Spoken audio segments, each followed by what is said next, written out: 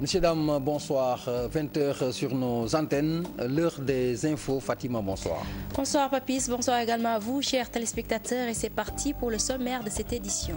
L'incendie de Paris, toujours au menu. Les Sénégalais, précisément du 18e, ont marché en signe de solidarité, une façon de rendre hommage également aux victimes.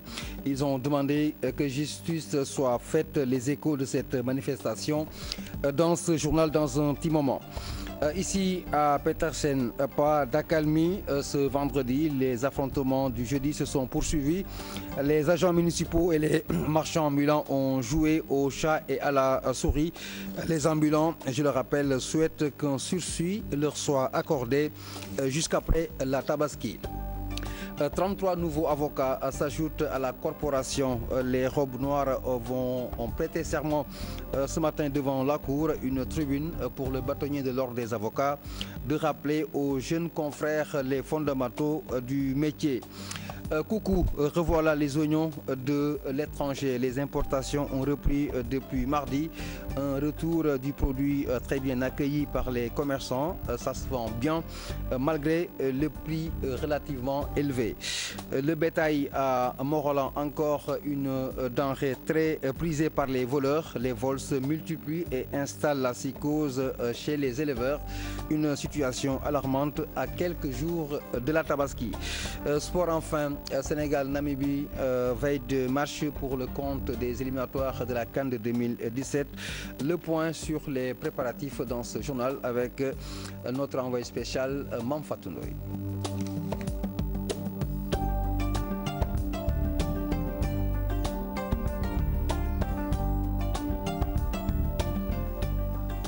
Bonsoir à tous. Nous vous le disions dans le sommaire, nous nous rendrons à Paris. C'est pour retrouver notre envoyé spécial Ibrahima Kamara qui revient sur l'incendie de Paris qui a motivé la manifestation de cet après-midi par les Sénégalais du 18e arrondissement. Ibrahima, bonsoir. Qu'est-ce qu'on peut retenir à la suite de cette manifestation de nos compatriotes à Paris? Bonsoir Papis. La marche a débuté à la mairie du 18e arrondissement jusqu'à la rue Mera, lieu du crime. Plusieurs responsables politiques étaient présents à la marche, dont le professeur Malik Ndiaye, le député Abdoumbaou, Moustapha Guirassy, ancien ministre de la Communication. Donc je le relance pas. À leur tête, le consul général du Sénégal à Paris, M. Amadou Diallo. La famille n'a réclamé que justice. La communauté sénégalaise a répondu présent à la marche Papis. Beaucoup de tristesse et de consternation ont été notées aussi, car d'autres personnes aussi sont mortes dans cet incendie et qui ne sont pas des Sénégalais. Pour le moment, l'enquête suit son cours ici à Paris et les Sénégalais ne réclament que justice. Les responsables politiques aussi ont affirmé quand même que le gouvernement sénégalais ferait tout son possible pour que justice soit faite. Pour le moment, on en est là, Papis Diaw, et l'enquête suit son cours en attendant d'y revenir plus amplement dans nos prochaines éditions, Papis Diaw. Voilà, Ibrahima Kamara, merci pour cette liaison depuis Paris. Fatima, on poursuit ce journal. On poursuit ce journal avec le marché Petersen. Papis, c'est toujours le malaise entre marchands ambulants et agents de la mairie de Dakar Plateau. Ces derniers interdisent les commerçants de mener leurs activités aux alentours de la gare de Petersen. C'est la suite aux affrontements de ce jeudi qui ont fait 3 blessés. Les marchands ambulants demandent au maire Aliou Ndoye un sursis jusqu'après la rentrée des classes. Fatkouné Dem Younous Diatta. Une vente à la sauvette, les marchands ambulants de Petersen refusent de céder face aux agents de la mairie de Dakar Plateau. C'est une course-poursuite avec les agents de la mairie. Nous sommes même obligés de faire garder nos bagages dans d'autres magasins.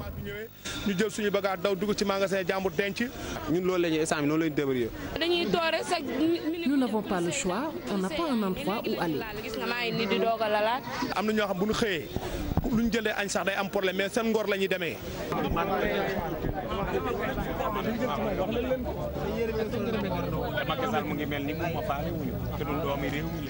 Ce jeudi, des affrontements ont eu lieu.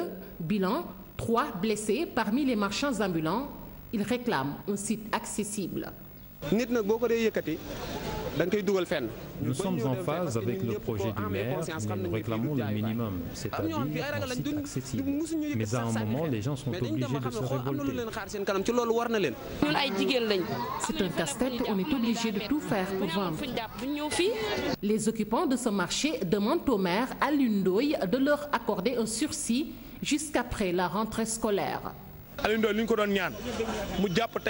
demandons au maire de nous accorder le temps de rester ici jusqu'au-delà de la fête de la Tabaski, voire même après la rentrée des classes.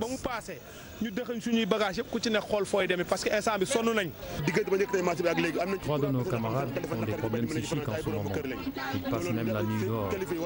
Ils ne pouvaient plus supporter ces tracasseries. Sommet de quitter les lieux depuis des mois. Ces marchands ambulants tiennent tête au maire de Dakar Plateau, mais Alioune Ndoye est catégorique, l'opération de déguerpissement se poursuivra. 33 nouveaux avocats s'ajoutent à la corporation. Les jeunes avocats ont prêté serment devant la cour ce matin. Une occasion pour le bâtonnier de l'ordre des avocats de rappeler les fondamentaux du métier. Pour Maître Amat Ba, certains de ses confrères occupent trop les médias. Il appelle à un changement de comportement lors de cette cérémonie de prestation de serment. Le bâtonnier a tenu à préciser que les avocats vivent dans la précarité au Sénégal. C'est un compte rendu de Al-Hassan Ba et à la caméra Younous Diatta. Toute carrière judiciaire commence par une prestation de serment, honneur, indépendance, loyauté, bref. Les 33 avocats stagiaires ont juré devant la cour. C'est une grande fierté, une fierté d'intégrer la famille du barreau du Sénégal. Nous remercions tout le monde, nos parents, nos amis, et nous leur disons de prier pour nous, parce que ce n'est que le début et que tout début sera difficile forcément. Beaucoup de joie d'être admis au sage du barreau, de faire partie de cette profession. Évidemment, on est psychologiquement préparé et on espère que cela se passera pour le mieux possible. 394 avocats forment désormais la cour au Sénégal. Un nombre insuffisant selon Maître Amat Ba. Il rappelle la situation dans laquelle vivent les avocats. La précarité, c'est une réalité, malheureusement. Aujourd'hui, on a des avocats qui ont du mal à cotiser 200 000 francs par an. Vous voyez, on a des avocats qui sont malades, qui se retrouvent sans ressources, qui ne peuvent pas exercer et qui n'ont aucun moyen de survie. La profession, l'ordre est obligé de les venir en aide. Mais il y a de la précarité parce que les avocats ne se remettent pas en cause toujours pour faire les formations pointues. Il y a de la précarité parce qu'il y a une mauvaise concurrence qui est faite aux avocats. Et il y a aussi de la corruption, il faut dire les choses comme elles sont. Il y a des corruptions, il y a de la corruption qui fait que certaines affaires, les avocats ne les voient pas. Autre chose, Maître Amat Ba dénonce les sorties de certains de ses confrères dans la presse. Ils sont toujours en train de faire des conférences de presse. Les décisions de justice se rendent au prétoire. Les plaidoiries se font au prétoire. Cela n'enlève à rien au devoir d'information de la population, l'opinion. Il faut informer. Mais les actes de procédure, les plaidoiries, c'est devant les juridictions. Nous n'aimons pas trop les avocats qui passent leur temps dans les médias à parler.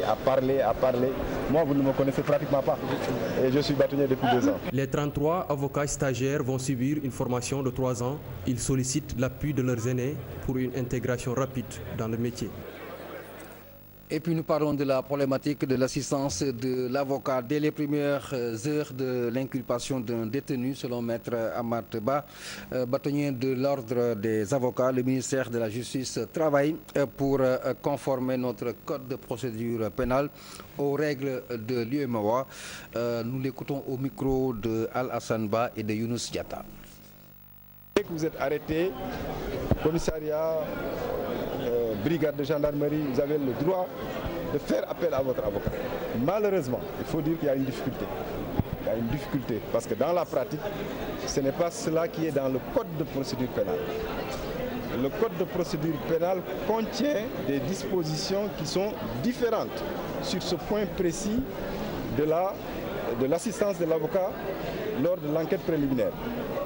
Et j'ai eu le garde des Sceaux, j'ai été reçu par le garde des Sceaux le 20 août dernier et je lui ai expliqué cette difficulté-là qu'on avait dans la pratique. Il m'a dit nous sommes en train de conformer les dispositions du Code de procédure pénale au règlement UEMOA. Parce que vous savez qu'il y a ce qu'on appelle chez nous la hiérarchie des normes. Le règlement a une valeur supérieure en droit au Code de procédure pénale. Donc, quand des dispositions sont contraires entre règlement et Code de procédure pénale, c'est le règlement qui doit s'appliquer. Maître Amat Ba s'est également prononcé sur l'affaire Hissène Habré. Le bâtonnier appelle les conseillers de l'ancien président tchadien à officialiser leur constitution. Il ajoute que si rien n'est fait, la Cour prendra ses responsabilités. Il est au micro d'Alassane Ba.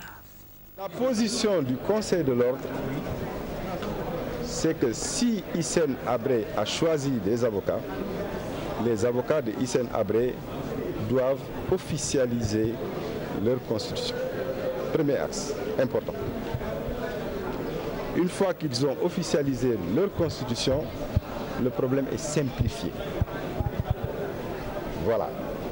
Maintenant, si la balle est un peu dans leur camp, s'ils officialisent leur constitution, à ce moment-là, il appartiendra aux autres d'en tenir compte et d'en tenir acte. Mais si pour une raison ou pour une autre, Hissène Habré décidait que ses avocats n'iraient pas à l'audience, là on est devant une autre difficulté. On a dit, bon, un avocat ne peut pas être constitué alors qu'il y a une procédure, il ne peut pas être constitué pour faire des conférences de presse. Ça n'a aucun sens. Reprise des importations d'oignons depuis ce 1er septembre, commerçants et consommateurs s'en réjouissent. Le retour de ce produit, vous l'avez dit, fait sourire aux commerçants qui s'y retrouvent très bien, même si par ailleurs les acheteurs considèrent que le prix est relativement élevé. Mambiram Diouf, Younous Diatta. Le gel sur l'importation de l'oignon levé mardi, la denrée foisonne déjà sur le marché comme ici au marché Castor où les grossistes s'activent pour stocker la marchandise. Oui, nous en disposons. Actuellement, les gars nous donnent 9 000, nous donnent 9 500. Le sac à 9 500 francs. 10 000, mais 9 500 dans le prix fixe. L'oignon importé enfin disponible dans ces boutiques situées à Derklé et Liberté 5. Ce dont se félicite ce vendeur.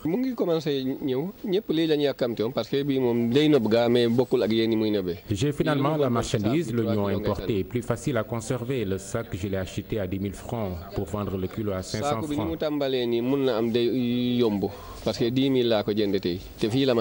Même si la vente de l'oignon importé commence à tourner, l'inquiétude demeure cependant du fait de la cherté du produit. On a dit que le sac c'est à 10 000. J'ai tout fait, on m'a dit maintenant à 9 500. Et c'est cher. Hein? Je suis obligée d'acheter. C'est franchement cool, mais bon, si on pouvait descendre le prix un peu, c'est mieux. 500 francs, c'est pas trop, mais il y en a des gens qui ne peuvent pas ça. Ouais, avec la tabaski et tous les frais qui viennent. Voilà quoi. Plus que quelques jours pour célébrer la tabaski sur le marché, le kilo de l'oignon local est cédé à 350 voire 400 francs. L'oignon importé coûte 500 francs CFA, prix jugé élevé par les consommateurs. Et nous nous rendons à Morolan où il n'est pas tranquille d'être éleveur en ces temps qui courent. À l'origine, la multiplication du vol de bétail à quelques jours de la tabaski. Vous l'avez dit, Papy, ils sont souvent attaqués, ces éleveurs, par des hommes armés. Une situation difficile, surtout à l'approche de la fête de Tabaski. Les éleveurs demandent l'érection d'une brigade de gendarmerie dans leur localité. C'est une correspondance signée Cherante Diop, c'est la tire. L'approche de la Tabaski suscite le vol de bétail. C'est le désarroi chez les éleveurs, les populations de Morolan et plusieurs villages environnants dans le Ndoutou. Le vol récurrent de bétail au niveau de la commune. Certes, on n'a pas aujourd'hui les facettes pour s'en sortir tout de suite. Cependant, on pense parler à l'autorité supérieure. Comme pour dire qu'à travers ce qui se passe, chaque fois il y a des cas de déclaration au niveau de la commune. Des gens viennent pour écrire des déclarations de perte. Et à chaque fois, ça revient. Il y a un cas de vol où les éleveurs sont pas allés chercher les voleurs en question. Et finalement, il y a eu bataille rangée entre les deux. Et on a vu certains fils du terroir qui sont actuellement en prison. Et maintenant, le problème qu'on se pose, est-ce qu'on va continuer à être toujours victime de ces cas de vol ou alors il y aura cas mesure par rapport à cela. La situation est si inquiétante que les éleveurs en appellent à l'autorité. Ils demandent ainsi l'érection d'une brigade de gendarmerie dans la localité. Selon eux, il ne se passe pas un jour sans qu'il n'y ait vol de bétail et attaque à main armée. Pour nous, l'urgence, c'est de mettre sur place une brigade de gendarmerie qui pourrait permettre au moins d'amoindrir ou alors d'arrondir les angles par rapport à ces cas de vol. Pour rappel, à Daralpeul, un village situé à 5 km de Thiès, dans un passé récent, la mort a parlé pour vol de bétail. Lancement de la monnaie unique de la CEDEAO en 2020. Objectif réussi, une intégration régionale en vue d'améliorer les conditions de vie des citoyens de la région. La 8e session ordinaire a servi de cadre pour présenter ou faire part des nouvelles orientations de l'institution. Les États membres veulent faire de la CEDEAO une CEDEAO des peuples. Reportage Aïssata Païfal, Tierno Laurent Mendy. 2020, la date retenue par les États de la CEDEAO pour la création d'une monnaie unique. Objectif, assurer une intégration régionale réussie tout en privilégiant les conditions de vie des populations de la CEDEAO. Le Sénégal est membre de la CEDEAO, donc comme tous les autres États, partage une feuille de route qui a été définie lors de la session des chefs d'État tenue à Accra le 25 octobre 2013. Cette feuille de route, c'est de réfléchir sur les voies et moyens à l'horizon de 2020 d'aller vers une monnaie unique au sein de cette communauté. Beaucoup d'avantages, mais un long chemin à parcourir. Le premier effort que nous faisons, c'est d'abord de faire en sorte que les systèmes de paiement puissent converger et ensuite disposer de la monnaie unique. Mais pour avoir la monnaie unique, il faut que les économies puissent converger. Et les économies sont très importantes qu'on peut faire à travers la monnaie. Et il y a aussi le financement des économies. Je pense que la monnaie unique vraiment va réduire considérablement le coût de transactions dans les affaires. 4 échéances n'ont pas été respectées. Beaucoup de promesses réitérées une fois de plus, peut-être la bonne cette fois-ci.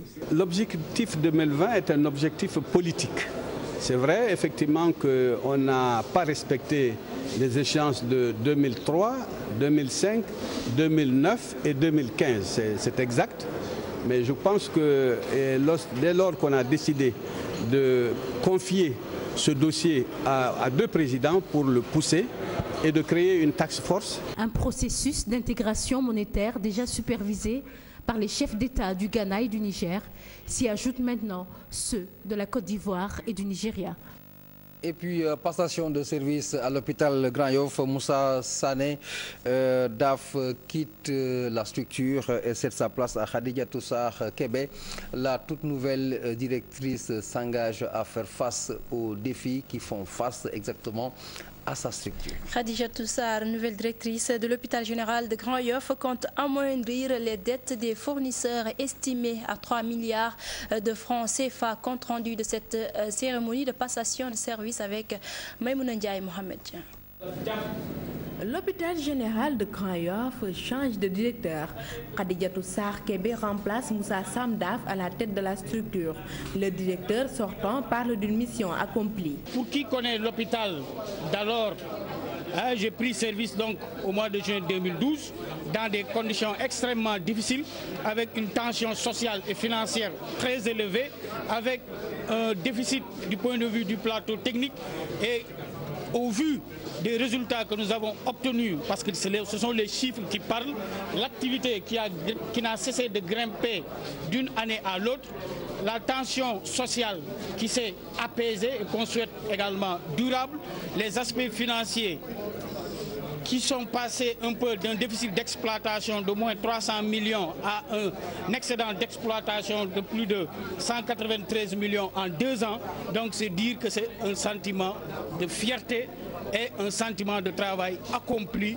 La nouvelle directrice de Ogui compte mobiliser les ressources pour éponger les dettes. Une démarche participative, un établissement de première génération, son projet phare. La dette de Ogui, la dette sociale, la dette des fournisseurs. À ce jour, il y a 3 milliards de dettes entre la dette sociale et la dette des fournisseurs. Certes, il y a des créances à l'extérieur qu'il faut recouvrer, mais il faut travailler à amoindrir cette dette. Ogui a déjà un projet d'établissement de première génération.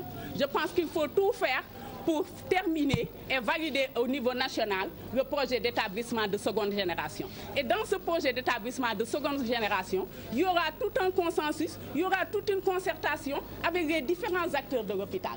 Moussa Samdaf officie maintenant à l'hôpital Dalal Jamm de Guédiawaye.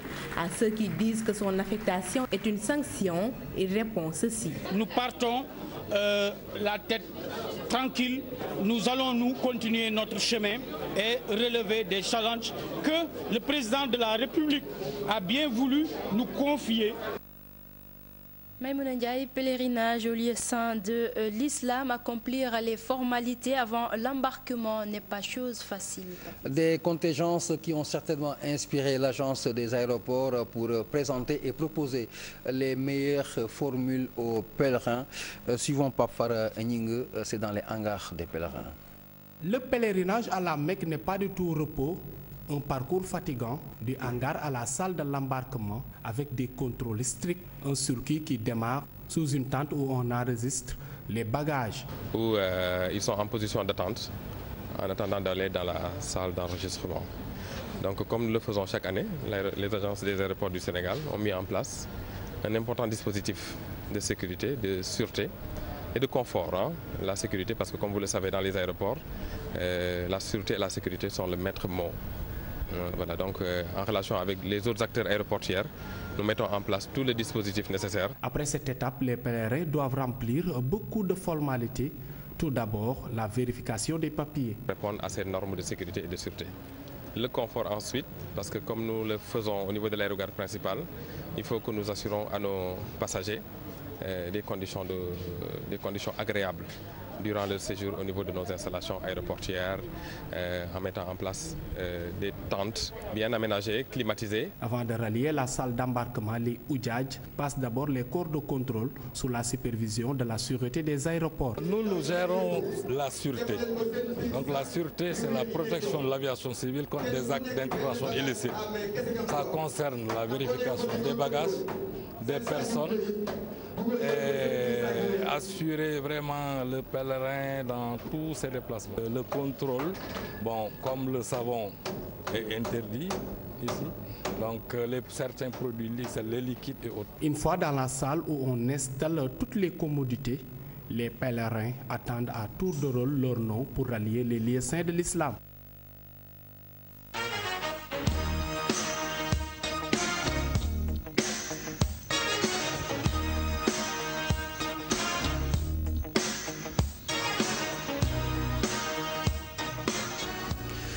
Nous en arrivons à la page sportive dominée par la sortie des Lions du Sénégal dans le cadre des éliminatoires de la CAN de 2017. Namibie-Sénégal, vous l'avez compris, c'est l'affiche de ce samedi avec une chaleur qui s'est déjà manifestée.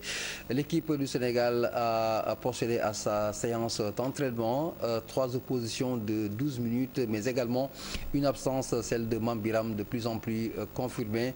Le point sur les préparatifs avec notre envoyé spécial.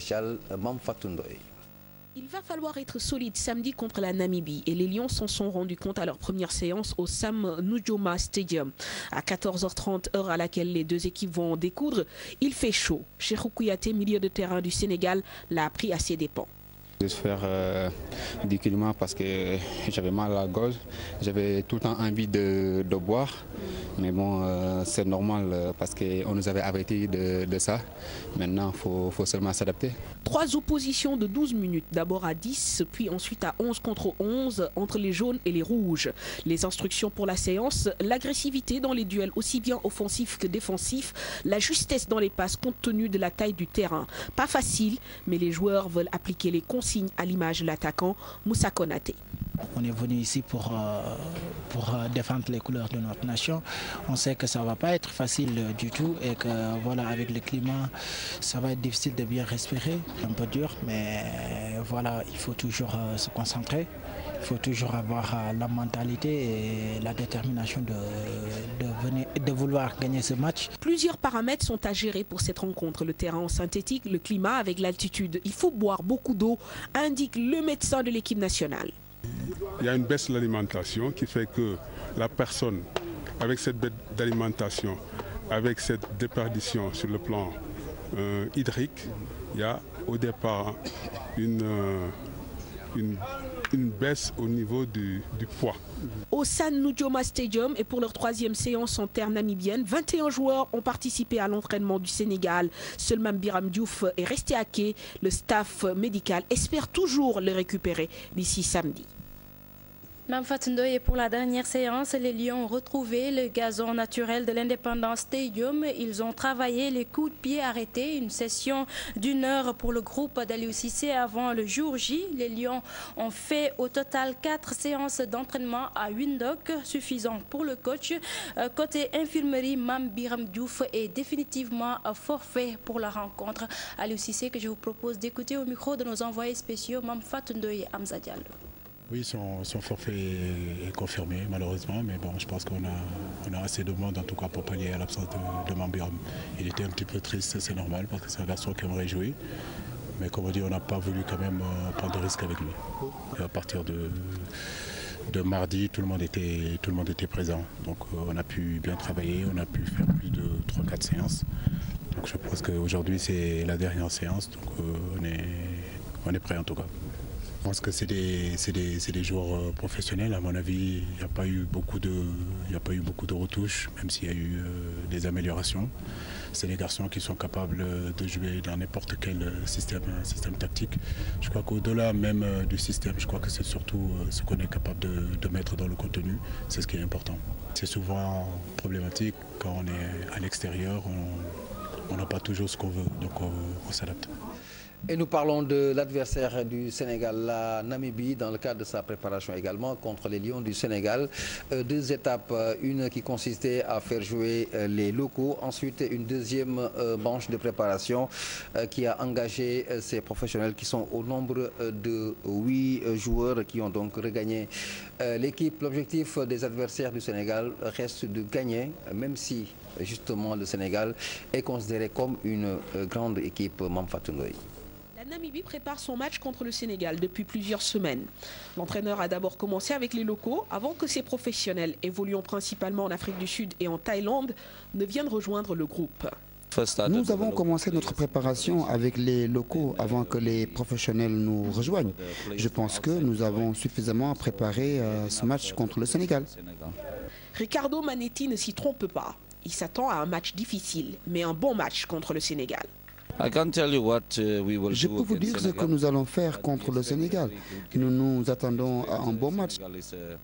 Le Sénégal a de très bons joueurs. Le Sénégal est une belle équipe. On s'attend à un match dur. Malgré la défaite contre le Niger lors de la première journée, les braves Warriors ne se mettent pas de pression. Leur objectif, gagner tous leurs matchs des éliminatoires à domicile. We don't have any pressure.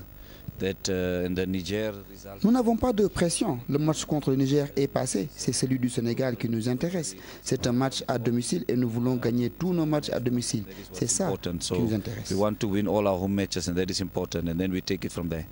Attention, du côté namibien, les surprises peuvent arriver, même si le plus important est la cohésion du groupe.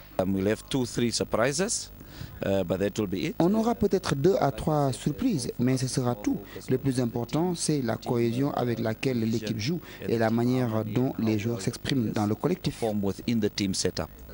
Depuis 4 ans, Ricardo Manetti est dans le staff de la Namibie. Voilà 2 ans qu'il en est le sélectionneur. Il espère mettre sur orbite son équipe samedi devant le Sénégal.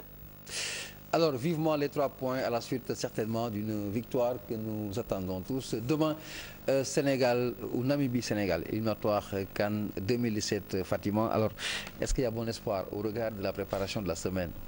Il y a bon espoir, gardons espoir et prions pour nos Lions. Pour nos Lions. Donc ce sera demain. Merci à tous ceux qui nous ont suivis pour cette édition d'information du 20h.